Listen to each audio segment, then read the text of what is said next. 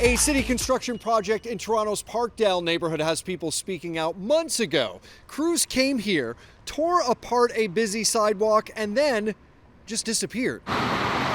This corner pizza shop at King West and Cowan. This shop has been here for like last 5-6 years. And for the majority of that time, business has been good. But step inside today. It's a carry-out store, but because of this, it's mostly empty now.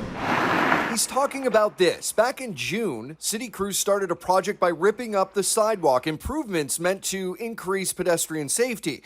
But the work makes walking into the shop a bit challenging. So this mess, people just don't want to step on that ramp, so they will not feel safe at all. It's really affecting our business too. Philippe DeVos, who lives near the project, says it's not just businesses impacted. And it's more than an eyesore, it's a hazard. He says the temporary walkway pedestrians use to get around the mess is not safe. It's a dangerous intersection.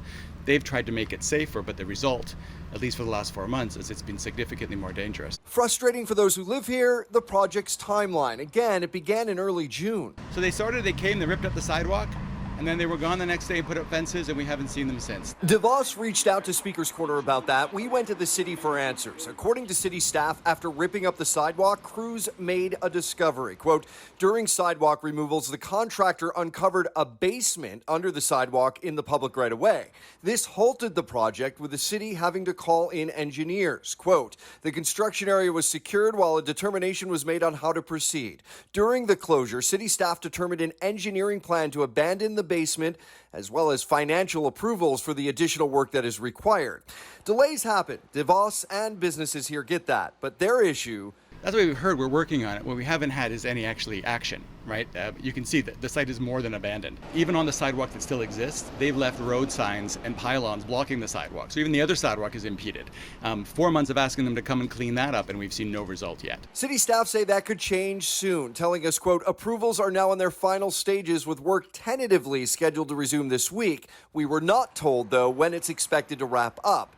Residents and businesses are hopeful it's fast-tracked. We're not too long ago from Halloween, yeah. And on this street, especially the south end of this street, we get hundreds of kids each year. I have to have candy for 700 kids because the kids are coming up and falling down the porch. Now we've lost half of our sidewalk for these kids, so I'm not confident this is going to get done by Halloween, let alone for the winter. As always, if you have an issue, story, or question you'd like us to look into, reach out by visiting the Speaker's Corner tab on the City News website.